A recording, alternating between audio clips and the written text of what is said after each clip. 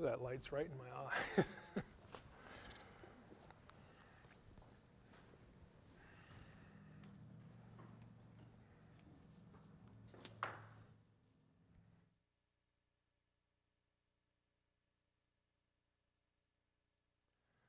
Okay, for our fifth session, the topic is neither Lord nor Christ, the belief in Jesus as God before Nicea, and the exalted Christ of Gnosticism.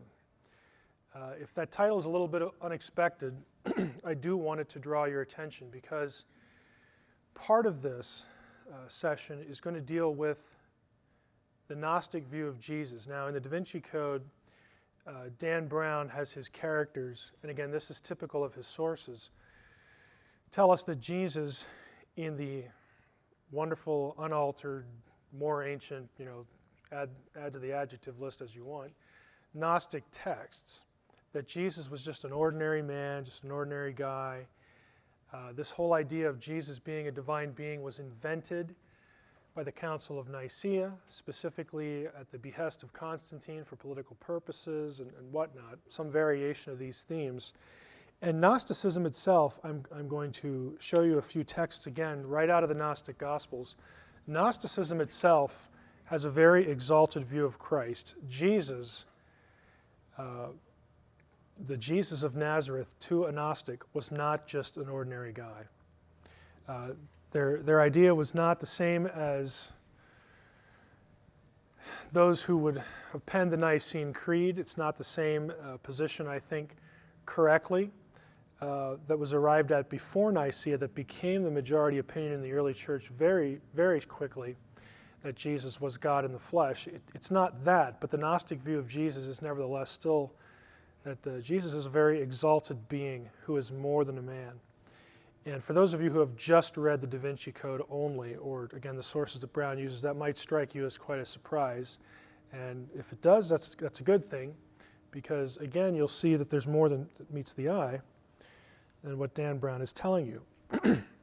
Now, these are again some quotes, a passage from the Da Vinci Code, where our hero, at least one of the major characters of the novel, Sir Teabing, says, many aspects of Christianity were debated and voted upon. The date of Easter, the role of the bishops, the administration of sacraments, and of course the divinity of Jesus. And then Sophie, the female character, says, I don't follow. His divinity?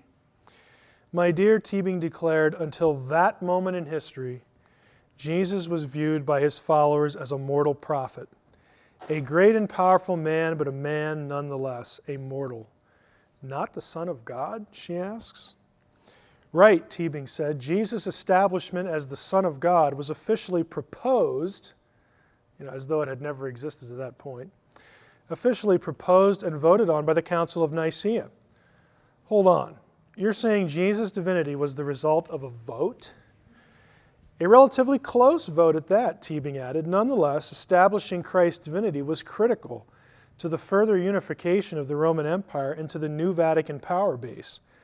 By officially endorsing Jesus as the Son of God, Constantine turned Jesus into a deity who existed beyond the scope of the human world, an entity whose power was unchallengeable.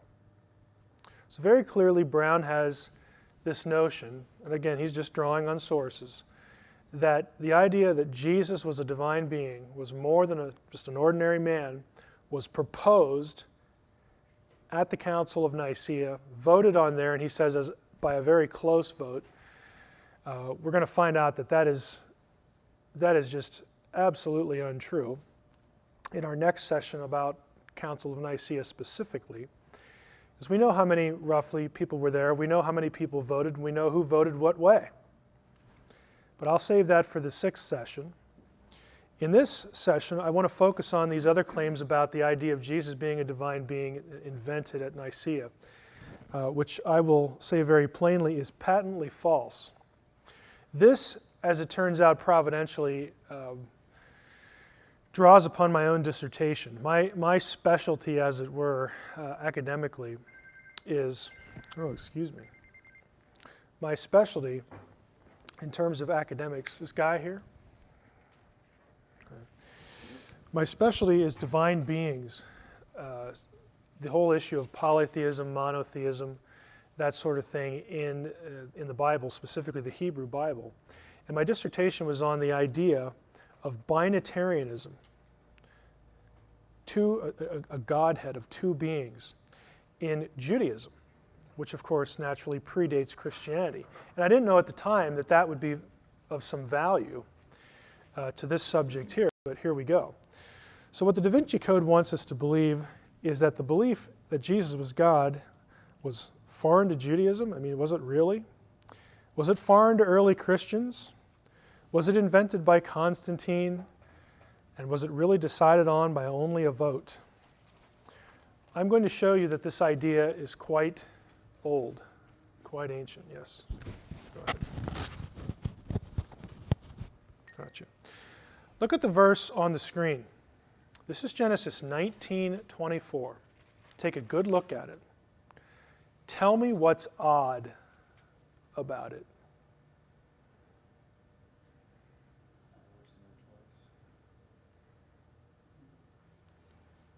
Anybody, what's odd about this verse? Yeah. The word here is Yahweh in both occasions. Then the Lord, then Yahweh rained on Sodom and Gomorrah sulfur and fire from Yahweh out of heaven. That's kind of weird. And the rabbis and other Jewish scholars noticed that. And it gave them pause to wonder, what is going on here? Let's try another one. Genesis 31:10 through 13. Now this is the account where Jacob, one of the patriarchs, is having some problems with another fellow named Laban, who he is related to by marriage. And Jacob's flocks, his herds, are multiplying exponentially, and Laban's are not. And we read in Genesis 31, in the midst of this little anecdote, in the breeding season of the flock, I, this is Jacob speaking, lifted up my eyes and saw in a dream that the goats that mated with the flock were striped, spotted, and mottled. Then the angel of God said to me in the dream, Jacob. And I said, here I am. And he said, lift up your eyes and see, all the goats that mate with the flock are striped, spotted, and mottled. For I have seen all that Laban's doing to you, basically saying, I know Laban's been cheating you, and I'm going to multiply your wealth here. The important observation for our point is who tells Jacob that? Anybody? Who speaks to Jacob? The angel of God. Well, no, wait a minute. The angel of God says in the next verse, I am the God of Bethel. Now wait a minute. How can the angel of God be the God of Bethel? Now if you know anything about Jacob's history, we're going to go back to some of these passages. He wrestles with a divine being at this place. Other things happen to him at this place. But the point right now is here you have an angel saying, I'm God. I'm this deity, even though I'm called the angel of God. The rabbis noticed this and thought, wonder what that's about. Exodus 3. Moses said to God, if I come to the people of Israel and say to them, the God of your fathers has sent me to you. This is, of course, Moses getting his commission at the burning bush, and God says, you're going to go back to Pharaoh and say this, that, and the other thing. And Moses is like, well, what if they don't believe me? And he says, if I go back and say, hey, the God of your fathers has sent me to you, and they ask me, the Israelites ask, well, what's his name? What shall I say to them? And God said to Moses, I am who I am. In Hebrew, it's Ehyeh Asher Ehyeh. I am who I am. And he said, say this to the people of Israel, I am has sent me to you. God also said to Moses, say this to the people of Israel, Yahweh, the God of your fathers, the God of Abraham, the God of Isaac, and the God of Jacob, has sent me to you. So this is a passage that connects the I am who I am with the name Yahweh. This is my name. This is my name forever. and thus I am to be remembered throughout all generations. Now, I'm going to ask a dumb question, but it has a point. Did God tell Moses his name? It's not a trick question. Yeah, he says, I am who I am, and my name is Yahweh. Then why do we read this? Exodus 33. Moses said to Yahweh, seeing you say to me, bring up this people, and you've not let me know whom you will send with me. Yet you have said, I know you by name, and you have also found favor in my sight. Moses, this is all nice and well, but now therefore, if I have found favor in your sight, he's speaking to Yahweh, please show me now your ways, that I may know you in order to find favor in your sight.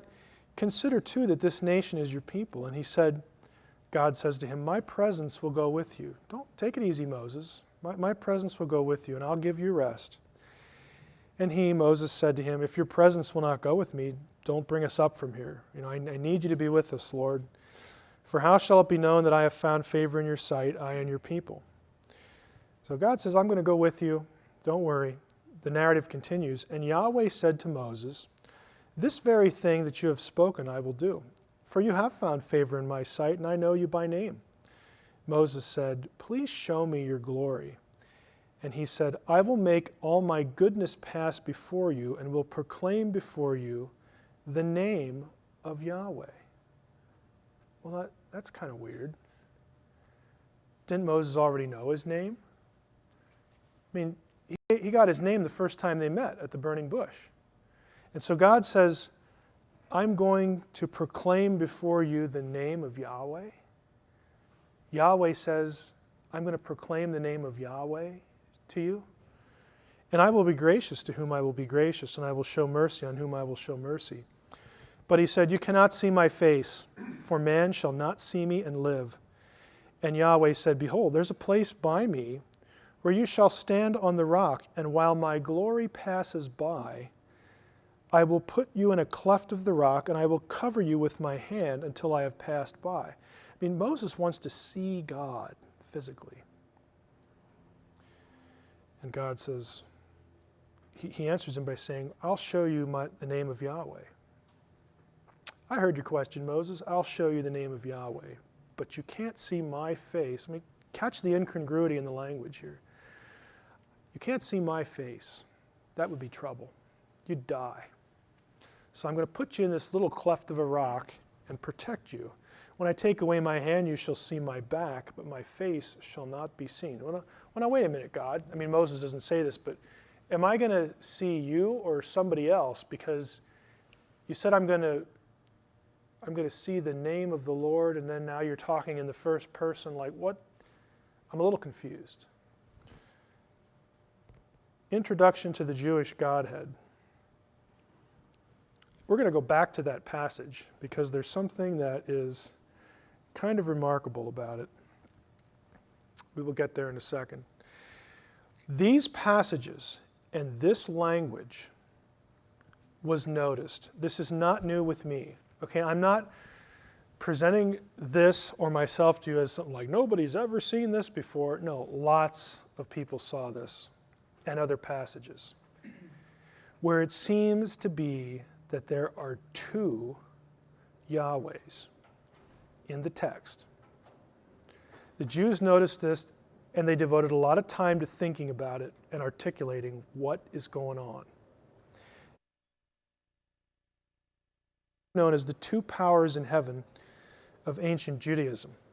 This was an idea, two powers in heaven, that was well accepted in Judaism, no problems with it, not a heresy. Yeah, we know this is going on. Good for you, you noticed this, until the 2nd century AD. What's significant about that? Well, that's post-Christianity. After Christianity came along, the two powers in heaven became declared officially a heresy in Judaism for pretty obvious reasons. Well, yeah, if we go around talking about two gods in heaven, we sound like Christians. And we don't want that, do we? Guess not. What am I suggesting? I'm suggesting that the Jewish scriptures teach that the God of Israel had a second self. There was a second Yahweh.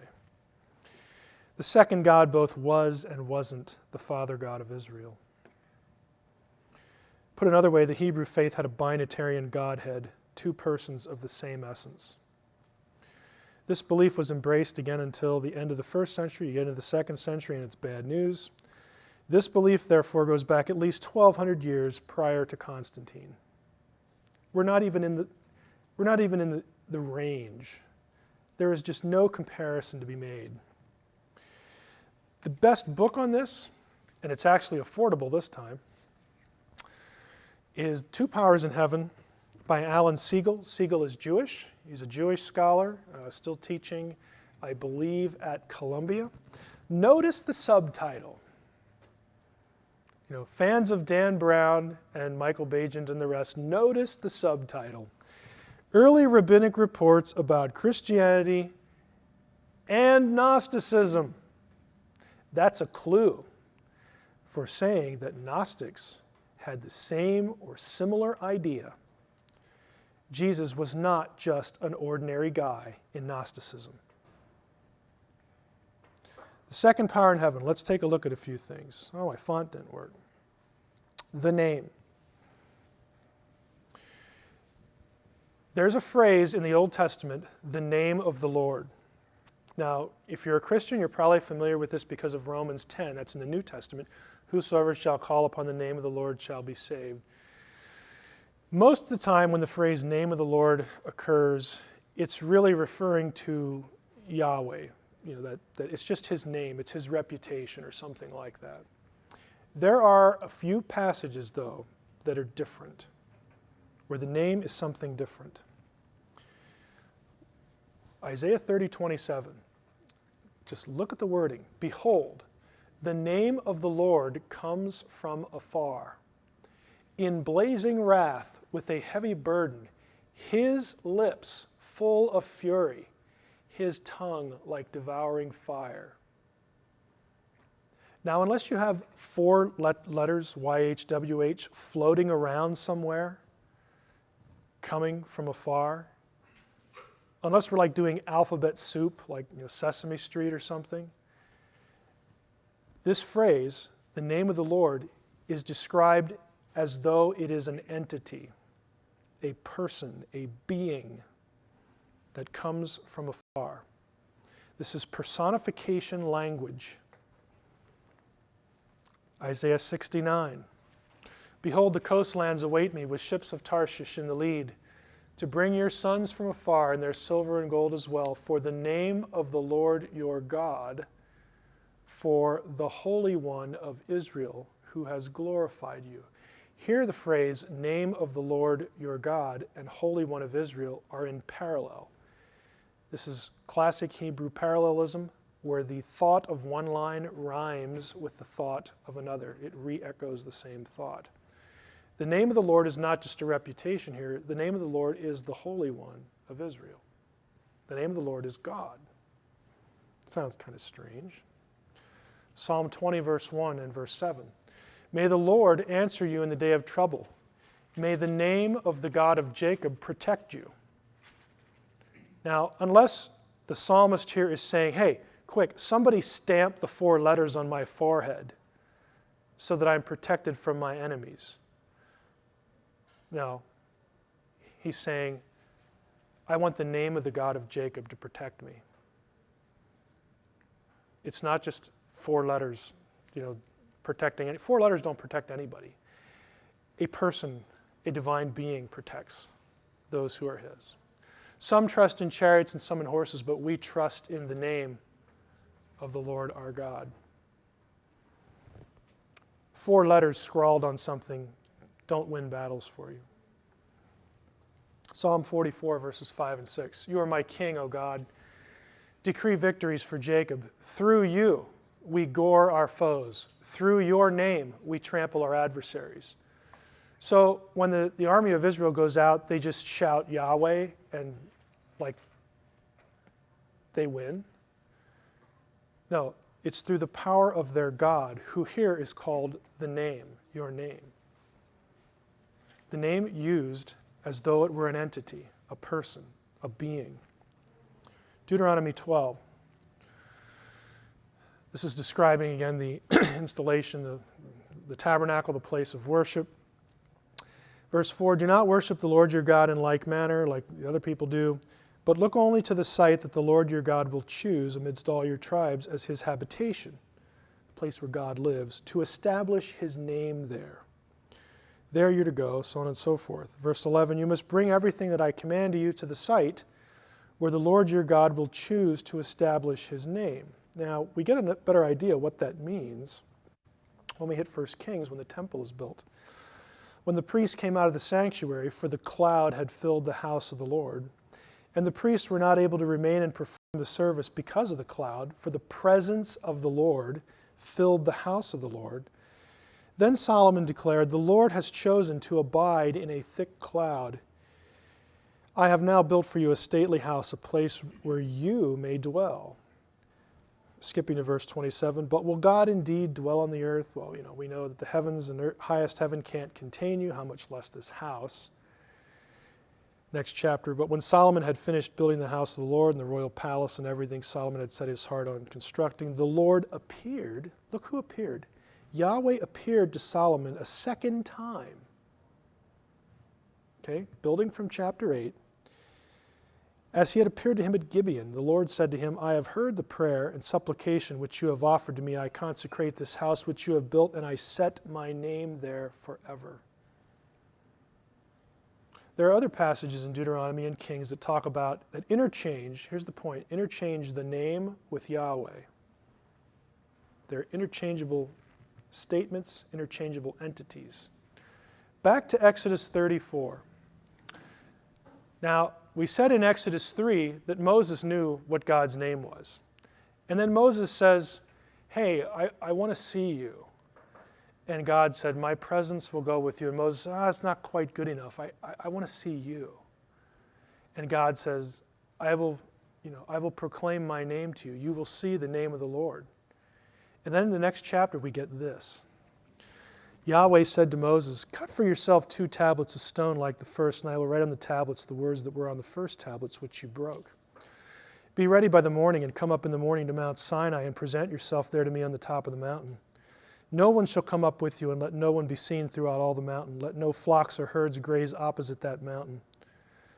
So Moses cut 2 tablets of stone like the first, and he rose early in the morning and went up on Mount Sinai, as Yahweh had commanded him, and took in his hand 2 tablets of stone. Now, just catch this.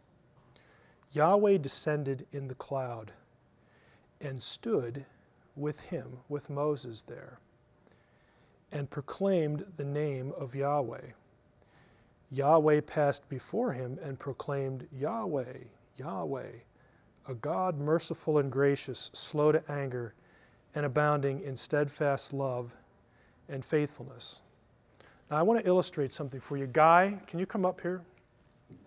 You got 2 ways to look at this, and I'm going to ask you which makes more sense. Let's just pretend, for the sake of the illustration, that Guy is Moses, and I'm Yahweh. I descend in the cloud. I stand next to him. Now, are there 2 characters or 3 in what happens? You look at the text. Yahweh descends in the clouds, stood with him there, and proclaimed the name of Yahweh. Do I say Yahweh, and then do I walk past him saying Yahweh, Yahweh, Yahweh? He already knows my name. Or do I come down the cloud, stand next to him, and say Yahweh, Yahweh, Yahweh, the name of the Lord? Are there 2 or 3? Go ahead, thank you. Again, this was the question in the mind of Jews as they looked at passages like this, because Moses already knows the name. What he hasn't seen, what the issue really is you have the name of the Lord, you have other characters, and we're going to look at them today, who are the physical manifestation of the God who is a spirit. Jesus says God is a spirit, John chapter 4. He tells that to the woman at the well. Well, if we assume Jesus is correct, which is probably good authority, then all these other manifestations are physical manifestations of Yahweh's own essence in visible, tangible form, even to the point where you could reach out and touch. And yet the thing that you can touch, the thing that they're seeing visibly, the physical manifestation of this spiritual thing, is also called Yahweh. There is an identification between the two.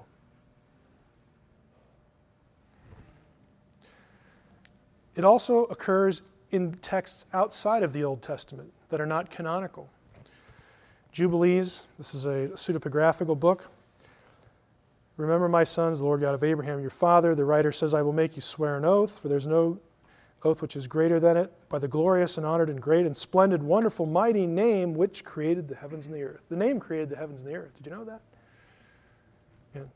Standard Jewish text. Now, this is a key passage. Exodus 23. God says, I am sending an angel before you. He's speaking again to Moses. I'm sending an angel before you to guard you on the way and to bring you to the place which I have made ready. Pay heed to him and obey him. Do not defy him, for he will not pardon your transgressions. First of all, I thought only God has the authority to do that. But he says, this angel, you better obey him. He will not pardon your transgressions, since my name is in him. Now, either God wrote out YHWH on something and made him eat it, or he's saying, my very essence that you know, you have seen in the cloud, my name is in this being. He is me. But yet we're still different. My name is in him, and when my angel goes before you, brings you to the land of the Amorites, the Hittites, the Perizzites, the whole list. This is when Israel is being led to the promised land. This is the angel of the Lord.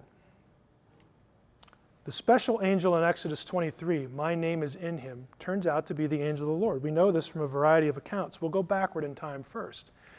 Remember the burning bush? Everybody knows this, Charlton Heston, okay? Guess who's in the bush? It's not just God. Now Moses, tending the flock of his father-in-law Jethro, the priest of Midian, drove the flock into the wilderness and came to Horeb, the mountain of God. The angel of the Lord appeared to him in a blazing fire out of the bush. It's the angel. He gazed, and there was a bush all aflame. The bush wasn't consumed. Moses said, I have to turn aside and see this marvelous sight. Why doesn't the bush burn up? When the Lord, in the Hebrew it's Yahweh, when Yahweh saw that he had turned aside to look, God called to him out of the bush. Moses, Moses, he said, here I am. Takes his sandals off, verse 6. He said, you better take the sandals off, you're on holy ground. I am, the voice said, he said, I am the God of your father, the God of Abraham, the God of Isaac, the God of Jacob. Now we have first person language, but there's more than one being in the bush. Leviticus 11:45. I am the Lord who brought you up out of the land of Egypt to be your God. Who brought Israel up out of the land of Egypt? Yahweh. Deuteronomy 21, same thing. The Lord your God brings you up. Who brought Israel up out of the land of Egypt? Yahweh. Oh, well, then why do we read this? The angel of the Lord came up from Gilgal to Bochim and said, I have brought you up from Egypt. And I took you into the land which I had promised an oath to your fathers. And I said, I will never break my covenant with you. But you have not obeyed me. Look what you have done. Therefore I have resolved not to drive them out before you. They shall become your oppressors, and their God shall be a snare to you. And as the angel of the Lord spoke these words, it's the angel doing the first person. As the angel of the Lord spoke these words, all the Israelites started to cry. Why? Because he said, I've been with you up to this point. You haven't obeyed me. You are on your own. You're on your own. And they weren't too happy about it. Genesis 28, going back to Jacob. Jacob had a dream. A stairway was set on the ground. Its top reached to the sky. The angels of God were going up and down on it. And the Lord was standing beside him. And he said, I am the Lord. I'm Yahweh, the God of Abraham, the God of Isaac, and the God of Jacob. Jacob awoke from his sleep and said, surely the Lord's present in this place, and I didn't know it. He named the site Bethel. That's important. Genesis 32. The same night, this is a little bit later in Jacob's life, Jacob arose, Jacob was left alone, and a man wrestled with him. This is a physical entity, described as a man wrestling with Jacob. They're actually touching, okay? A man wrestled with him until the break of dawn. When he saw that he had not prevailed against him, he wrenched Jacob's hip at its socket, so that the socket of his hip was strained as he wrestled with him. And he said, let me go, for dawn is breaking. But Jacob answered, I will not let you go unless you bless me. He says, what's your name? Jacob. And he said in verse 29, your name shall no longer be Jacob, but Israel, for you have striven with an Elohim. You've striven, you've fought with God, or a God. Either way, it's a divine being. And man, and you've prevailed. Jacob asked, pray me, tell me your name. And he said, you must not ask my name. And he took leave of him there. So Jacob named the place Peniel, meaning I have seen Elohim. I have seen El. I have seen God. Hosea, the prophet, referring back to this chapter and to this episode, says this. The Lord once indicted Judah and punished Jacob for his conduct, requited him for his deeds. In the womb, this refers to the way Jacob was born. In the womb, he, Jacob, tried to supplant his brother, grown to manhood. He strove with a Elohim. He strove with an angel and prevailed. Point blank, the angel is an Elohim. This is my favorite passage in the Old Testament. I just love this one. This is cool for language geeks like me. But Israel, that is Jacob, remember Jacob's name got changed to Israel. Israel stretched out his right hand and laid it on Ephraim's head. This is when Jacob is about to die. He's blessing his children, Joseph's children. He stretched his hand out, lays it on Ephraim's head, though he was the younger, and his left hand on Manasseh's head, and crossed his hands, although Manasseh was the firstborn. And he blessed Joseph. These are Joseph's two kids. He blessed Joseph, saying, the God in whose ways my fathers Abraham and Isaac walked, the God who has been my shepherd from my birth to this day, the angel who has redeemed me from all harm. And here's the kicker. May he bless these lads. Who's the he? Is it God or is it the angel? And the answer is yes. The verb is singular. This is a complete, tight identification of the Malach Adonai, the angel of the Lord, as God. There are two. And this is where the idea of a Godhead comes from. These passages. This is not a Christian invention. This is not something Constantine came up with and sucked out of his thumb for political reasons. This is in the text. Jude 5, and here's some of the neat things about what the New Testament does with this. Jude writing, it says, now I want to remind you, although you once fully knew it, that Jesus, who saved a people out of the land of Egypt, afterward destroyed those who did not believe. Well, now wait a minute. I thought God delivered them out of the land of Egypt. I thought the angel delivered them out of the land of Egypt. Jesus delivered them out of the land of Egypt.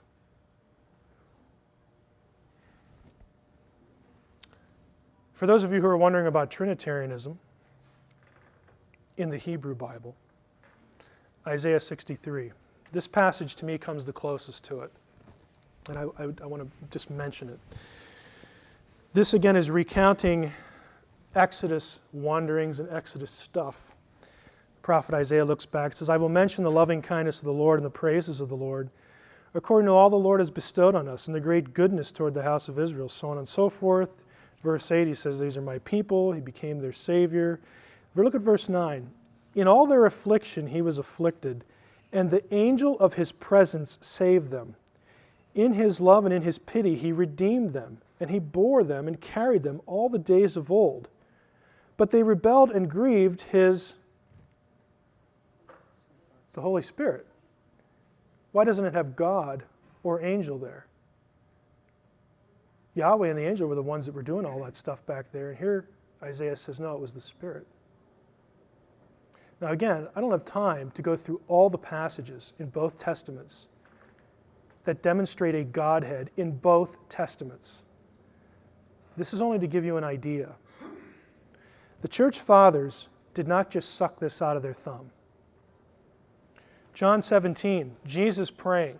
This is the high priestly prayer of Jesus Christ in John 17. I am no longer in the world, but they are in the world, and I am coming to you, Holy Father. Keep them in your name. What does that mean? Keep them in your name, which you have given me,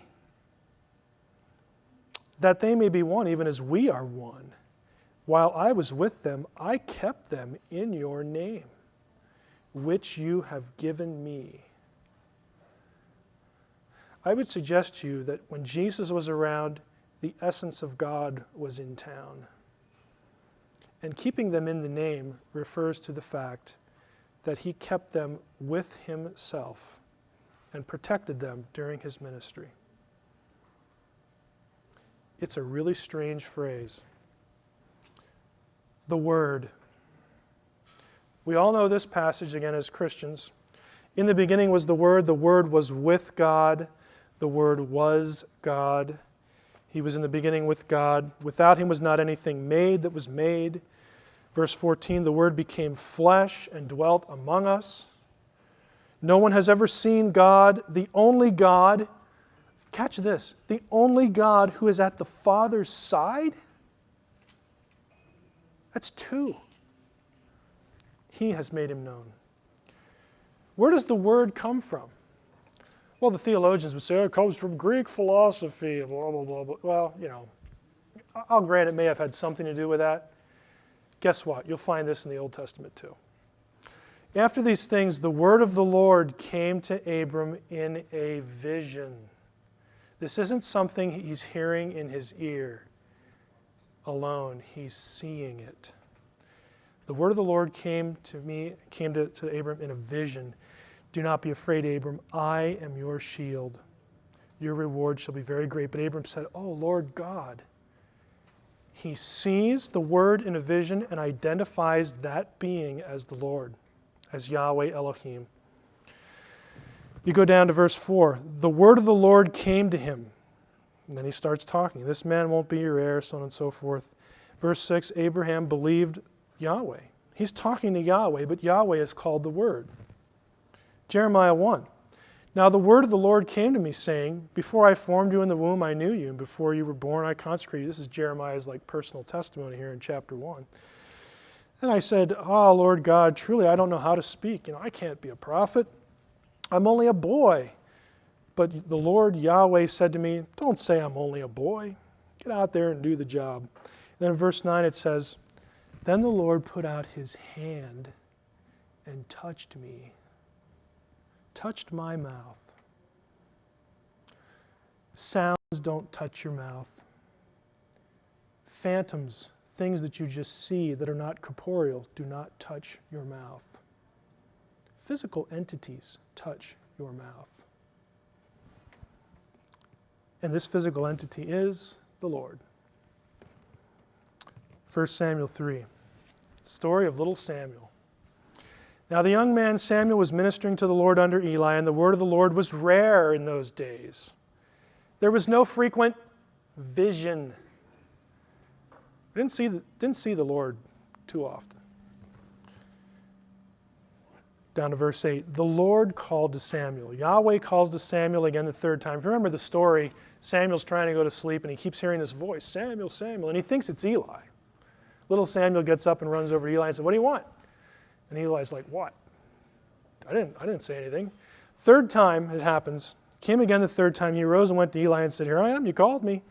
And Eli finally gets a clue and says, It must be the Lord calling the young man. He says, Go lie down. If he calls you again, say, Speak, Lord, for your servant hears. And so Samuel says, Okay. The Lord came and stood, calling as at other times. This is a visible, physical entity. Samuel. And Samuel said, "Speak, for your servant hears." Go down to the end of the chapter. And Samuel grew. The Lord was with him and let none of his words fall to the ground.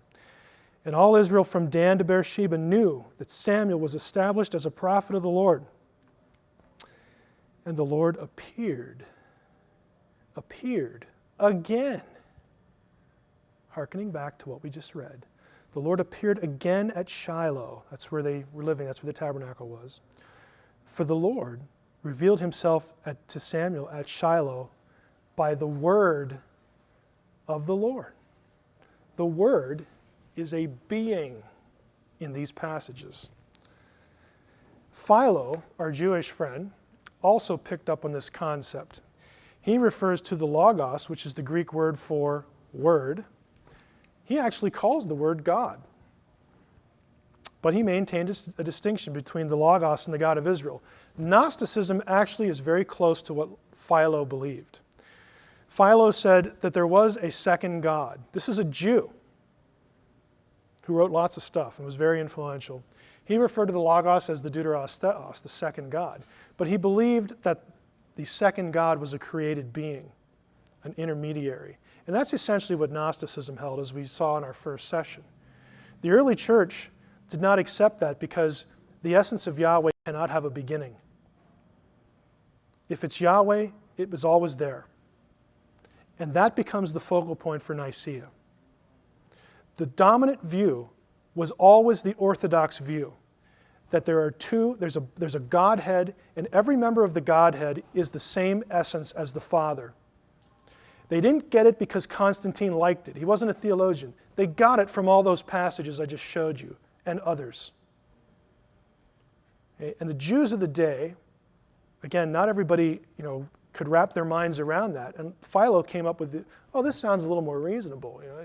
Yeah, he's a second God, but he had to have a beginning because. And those became the two tracks, the two views. The rider on the clouds. Guy, how much time do we have? 10, 15 minutes. Okay. Here's another one. I really like this one. The rider on the clouds, this phrase, he who rides on the clouds, he who makes the clouds his chariot.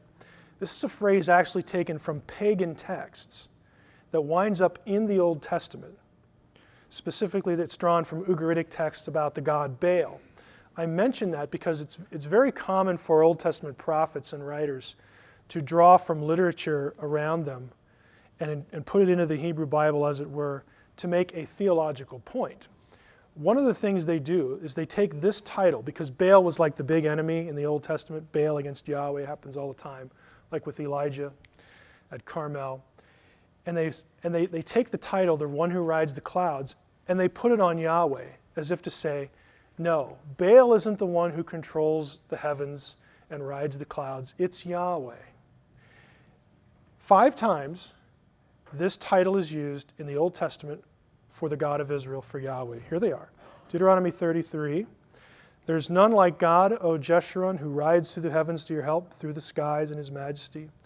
None like God. Psalm 68. O kingdoms of the earth, sing to God, sing to the Lord, to him who rides in the heavens. Okay, clearly it's God, it's Yahweh.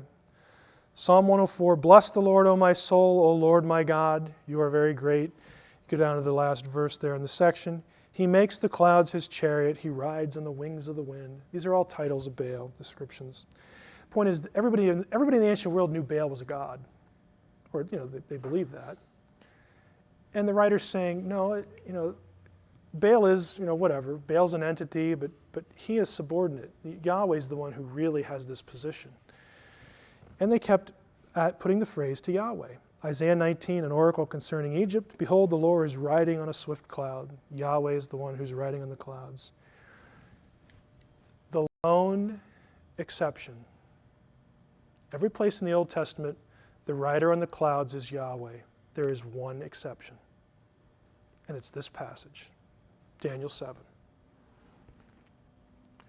As I looked, Daniel says, thrones were placed, and the Ancient of Days took his seat. His clothing was white as snow, and the hair of his head like pure wool. His throne was fiery flames. Its wheels were burning fire. By the way, that's the same description as in Ezekiel 1. It's God, the Ancient of Days, is sitting on his throne, fiery throne, wheels. If you've ever seen my session on throne iconography that I do for some other topics, very familiar imagery. The stream of fire issued and came out from before him. 1,000 served him, and 10,000 times 10,000 stood before him. In the court, the divine council sat in judgment, and the books were open. There's no doubt who this is. But the passage goes on. I saw in the night visions, and behold, upon the clouds of heaven there came one like a son of man. The phrase means a human one. Son of man as opposed to son of God. And he came to the Ancient of Days. So these are clearly two different people, two different entities, and was presented before him. And to him was given dominion and glory and a kingdom, that all peoples, nations, languages should serve him. His dominion is an everlasting dominion which shall not pass away. You have a second person referred to as the one who rides upon the clouds. And this passage became a real focal point of debate, and guess where it shows up in the New Testament? Then those who had seized Jesus led him to Caiaphas the high priest.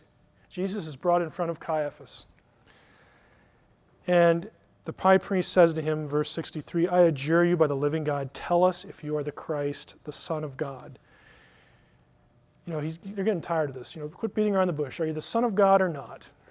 And Jesus said to him, well, you've said so, but I tell you, from now on, you will see, he quotes Daniel 7:13, you will see the Son of Man seated at the right hand of power and coming on the clouds of heaven. Jesus' favorite title for himself in the Gospels was Son of Man. I'm the human one. I get to be human. Isn't that cool? Jesus thought it was cool to be human, to be embodied as a man. And he stands before Caiaphas, and Caiaphas says, this is a serious situation. This is life and death. And Caiaphas says, okay, tell us who you are.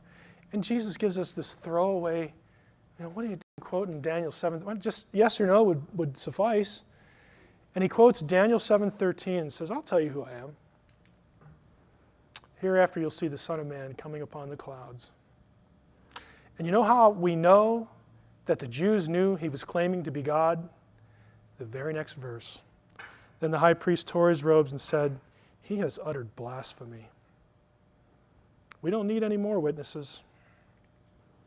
This guy is claiming to be God. He is claiming to be the one who rides on the clouds.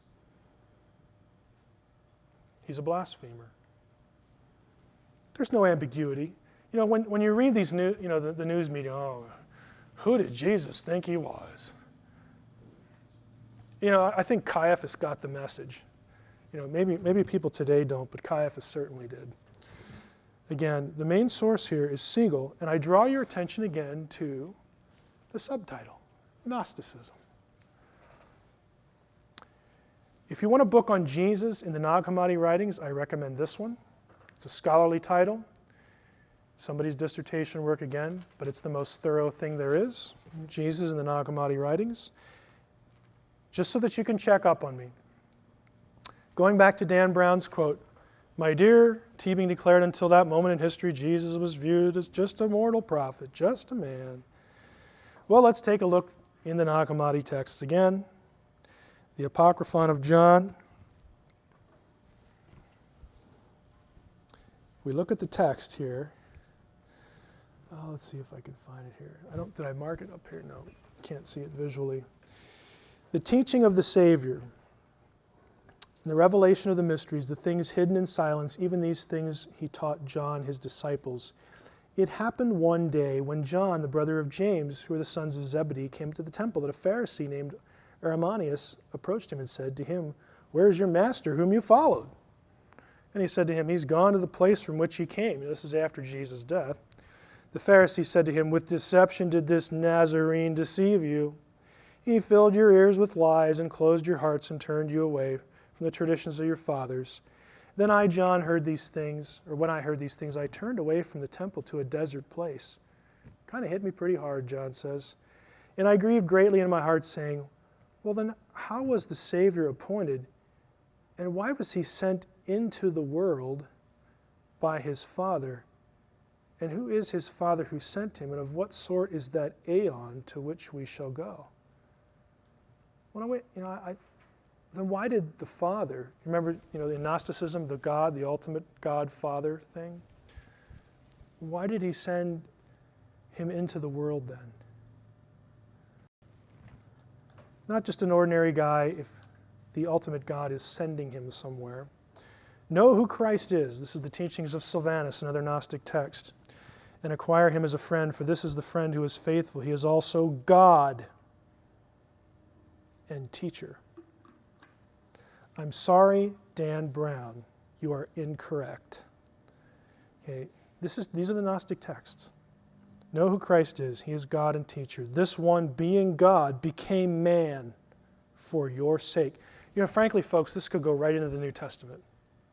This could go right into orthodoxy. Now, I'm not saying that the Gnostics understood the language the same way, but they're saying this is a God who became man.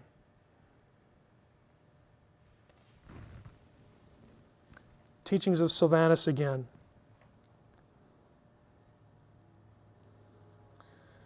Let's see. Do not tire of knocking on the door of reason, the middle section here. Do not cease walking in the way of Christ. Walk in it so that you may receive rest from your labors. If you walk in another way, there will be no profit in it.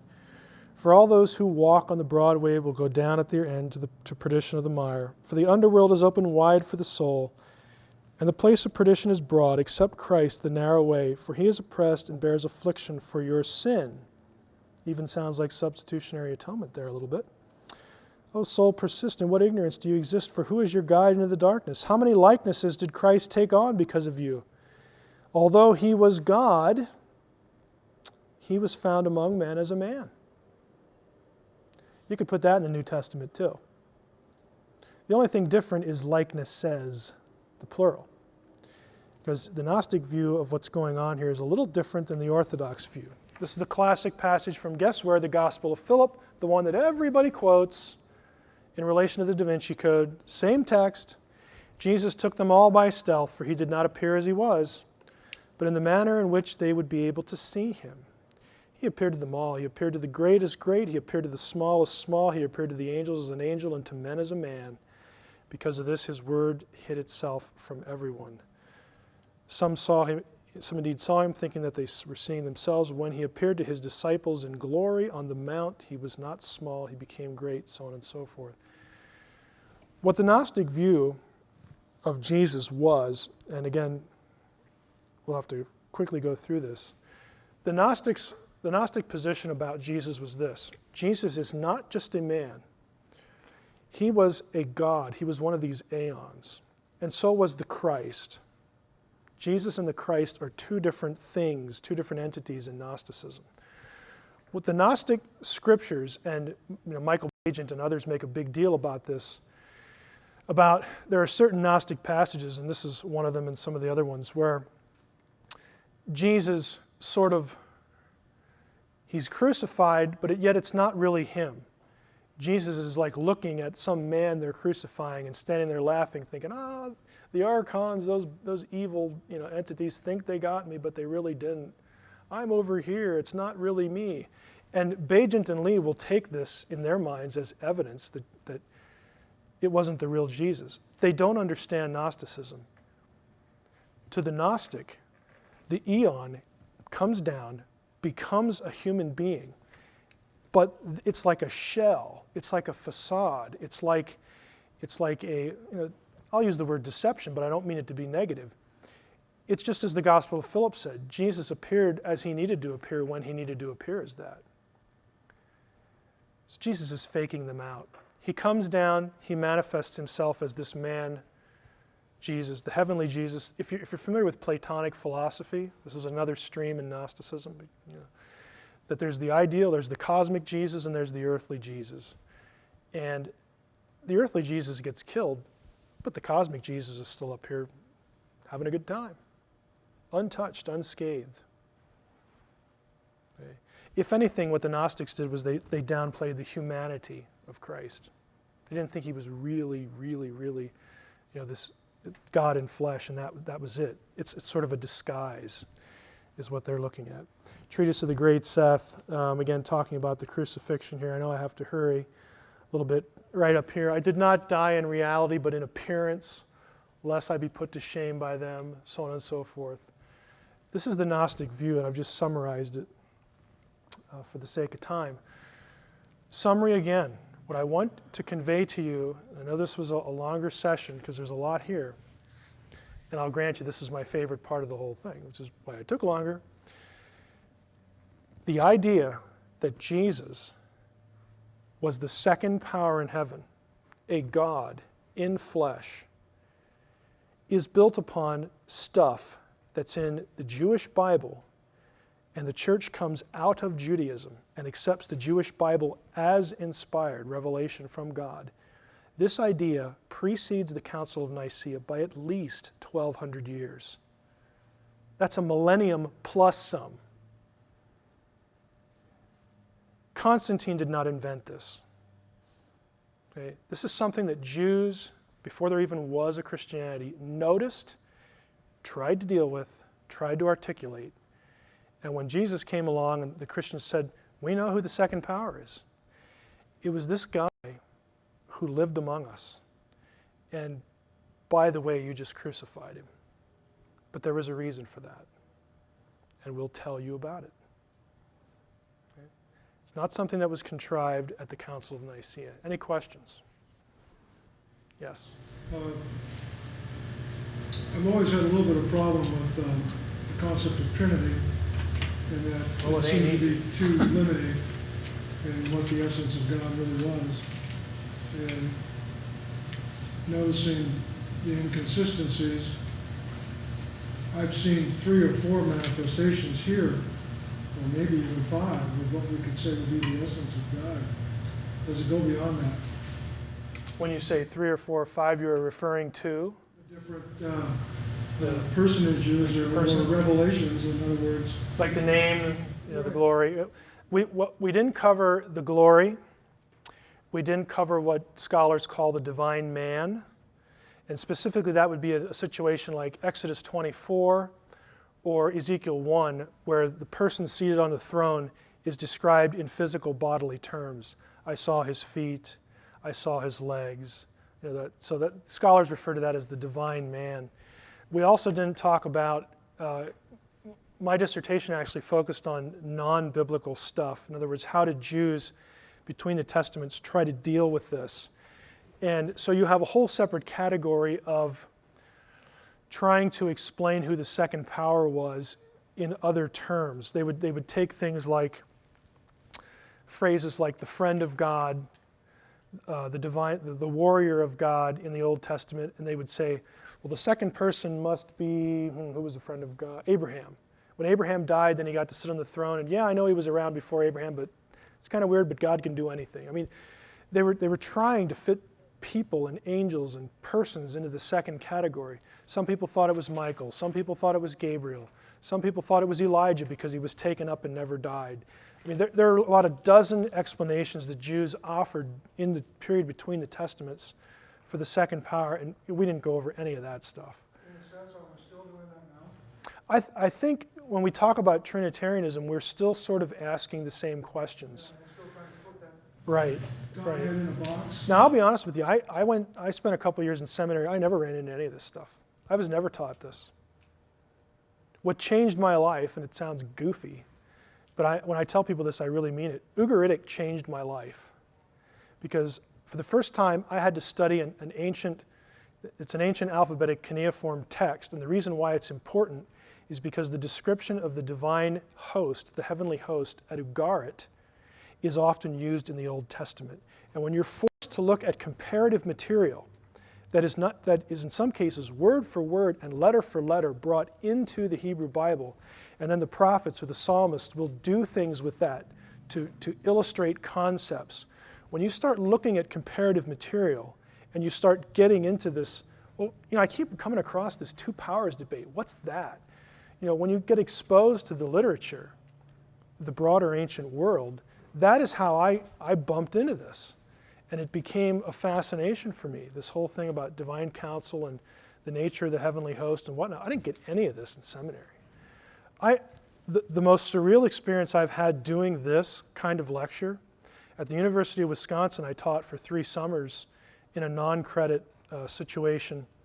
The first year I was in, it was one of these things where they went around to grad students and they said, hey, suggest a class, and if we like it, well, you can teach for us. So I suggested angelology. Oh, that sounds kind of interesting. Well, let's do that. We've never had that before. I walked into the room, there's 40 people in the room, and I start doing this. And they were all Jewish. Every last person in the room, except for me, was Jewish. And the way I found out was no one threw anything at me. But somebody raised their hand and said, it was like 5 minutes into this, my rabbi never told me this. And it's like, well, are you Jewish? Yeah. And everybody's like, yeah, I am too. And it's like, everybody in the room's Jewish, and I'm standing there. It's like, well, I got to fill up the hour, so like, what do I do now? But you go through it with them because they know their text. Some of them did anyway. And it's like, I actually had one of them say, in front of everybody else, in front of their peers, I understand now why people became Christians. I get it. You don't get it. You go to seminary, you don't get into this nitty-gritty stuff.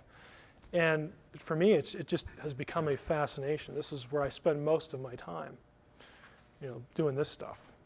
Since the second power is even referring to that, we're really trying to nail something in a box that shouldn't. Yeah, I really think, and I gave 2 academic papers on this last year at academic conferences.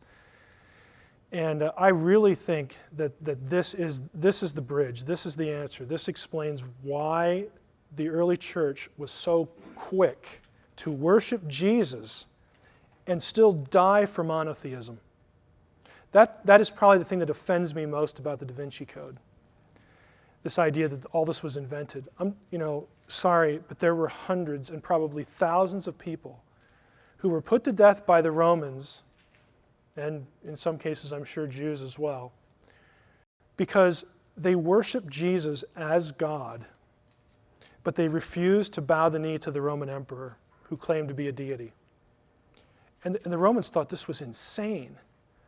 Well, you're already worshiping this second one over here, and don't tell us you're monotheist because you're doing this. And the Christians, and Jews for that matter, would say, sorry, we're not afraid to die. And I think what Dan Brown and his sources do with this material just makes that a mockery. So for me personally, that's my biggest irritation with the book. But that's just me because I'm thinking about this. And I'm not saying Brown's out to do that. He's not. But that's just me personally. Go ahead. How does this connect to the only begotten? In other words, I think when a lot of people hear that, they think of the birth of Jesus. The begotten takes place before time. Yeah, part of the problem is the chronological. It's a twofold problem. Actually, it's a threefold problem. Part of it is a word like begotten does convey chronology, because we have the sense that it implies a beginning. The early church, though, used that term to distinguish the idea behind that term from being created, the Nicene Creed. The Son is begotten but not made. So they knew there was a distinction there that they had in their heads. We have lost that because we just don't use words like begotten. So that's the second issue. The third issue is it's a terrible translation. There's a translation problem. The word that is used that we typically think of as only begotten in the New Testament is monogenes. It used to be assumed that came from monos, which is alone or only, and it came from the verb genao. So only, genao means to beget, to give birth to. And so the supposition was that it meant only begotten. After there was a lot of other Greek papyri discovered in the late 19th century and early 20th century, where, by the way, when papyri are discovered, the neat thing that does is it widens the vocabulary, the known vocabulary and the known meaning range of a certain word. It was discovered, and this is 100 years old, it was discovered that monogenes does not come from monos and genao. It comes from monos and gene, which means unique or kind. So Jesus is the monogenes. He is the unique kind. He is the only kind of something. And the way we know that that's what's going on in the New Testament is in Hebrews chapter 11, the word monogenes is used of Isaac. Think back to your Old Testament. The writer of the Hebrews calls Isaac the monogenes. Isaac is the son of Abraham. Here's the question. Was Isaac Abraham's only son? No. He had Ishmael first. Isaac wasn't even the firstborn. So that tells you that monogenes cannot mean firstborn or only born. What it means is unique. There was something unique about Isaac out of all the sons of Abraham. And what was it? Isaac was the son of the promise. He was the one that came from Sarah, which was the original prophecy that God gave to Abraham and said, you're old and your wife's old, but from Sarah you will have a child. And that child will be the chosen one of my covenant. Same word that's used in John 3:16. So there's a translation issue. So back to your original question, it relates because Jesus is unique. We have plural sons of God in both testaments. Haven't you ever asked yourself this question? Why is Jesus called the only begotten Son of God when there are plural sons of God in the Old Testament? It's a good question to ask. The reason is there's something unique about him. What's unique about him with respect to all the sons of God, all the heavenly host? He's the essence of the Father. They are not. He is uncreated. They are not. He is Yahweh. They are not. He's unique. He is species unique. Go ahead. Is there more of a more familiar pattern that maybe we see day to day now that you can liken the Godhead to? As far as an illustration? Correct. Like something like Oh boy. You know, the short answer is nothing that I either A, like, or B, understand. I mean, you read some of the simpler ones like an egg, or like the 3 states of water, or something like that. And they're all, some of them are kind of useful, but they all seem to break down somewhere. I've seen physicists try to tackle this with different states of matter, and that's just right over my head. I can't claim to understand it or even have anything to really suggest that would be helpful in that. that? It seems difficult at times because you have, well, at least in most Jewish circles, one of the things they proclaim being Shema. The Lord our God is one. Right. And it's difficult to try to reconcile the two. Yeah, but think of it this way.